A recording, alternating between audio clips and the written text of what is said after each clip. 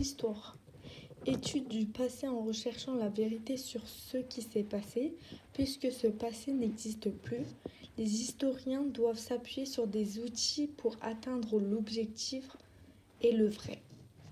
C'est à partir du XIXe siècle que l'histoire se construit comme une méthode scientifique fondée sur l'analyse critique des sources et la recherche de preuves. L'historien utilise des sources archéologues, les témoignages écrits, visuels ou sonores, les archives, docs écrits mais sans relecture. Il doit nécessairement vérifier la fiabilité en les confrontant. Il doit exercer un regard critique en dégageant la vérité. Il doit construire un récit des événements passés appuyé par des preuves.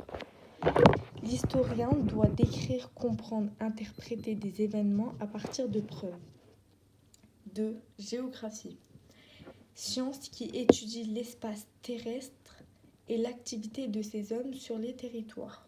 Comme toute science, la géo se définit par des objets, des outils et des méthodes. L'objet est le territoire, c'est-à-dire la manière dont les hommes transforment, aménagent et s'approprient leur espace. La géo dispose des outils, cartes géographiques, de différentes échelles. 3. Géopolitique. Étude des rivalités et des pouvoirs entre différents groupes d'acteurs. Rivalité étatique, intra-étatique, trans-étatique. Les rivalités naissent dans différents domaines, politiques, économiques, militaires, etc. Et les rivalités territoriales. 4. Sciences politiques. À l'origine, le mot politique renvoie dans l'Antiquité grecque aux affaires d'une cité et désigne aujourd'hui tout ce qui se rapporte au gouvernement d'une société. La science politique s'intéresse à l'exercice du pouvoir de l'État.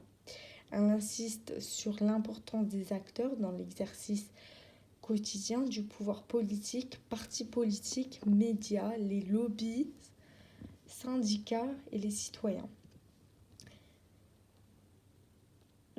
Relations internationales, les pays, l'ONU et l'OMC.